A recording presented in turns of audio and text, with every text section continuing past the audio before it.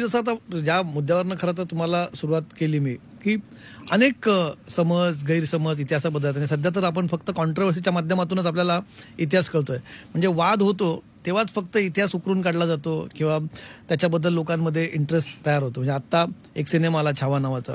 त्याच्यानंतर तर खूपच आपल्याला वेगवेगळे वाद आणि वादंग. वाद आणि वादंग बघायला मिळतात. म्हणजे खरं शिवाजी महाराजांपासून सुरुवात करायची, पण आता लेटेस्ट संभाजी महाराजांवरनं आपण हा सगळा ही चर्चा सुरू आहे. तुम्ही संभाजी महाराजांबद्दल लिहिलेलं म्हणजे आत्ताही वादाचं एक कारण की संभाजी महाराजांचा इतिहास नेहमीच चुकीच्या पद्धतीने मांडला गेला.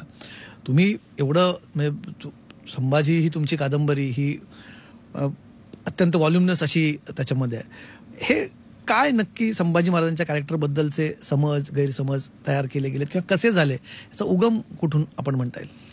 मला असं वाटतं की चिटणीसांची जी बखर त्यानंतर 100-125 वर्षानं लिहिली महाराजांच्या निधना नंतर, तर त्या चिटणीच्या बकरीनंतर काही कपोलकल्पित अशा घटना लिहिल्या गेल्या आणि पुढे त्या मराठी नाटककारांनी वापरल्या.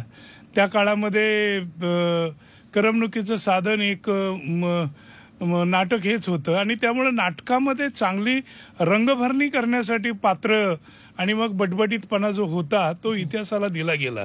बटबटीतपणा आणि त्यातून हे सगळे गैरसमज वगैरे निर्माण झालेले आहेत. पण संभाजी महाराजांचं आणि शिवाजी महाराजांचं व्यक्तिगत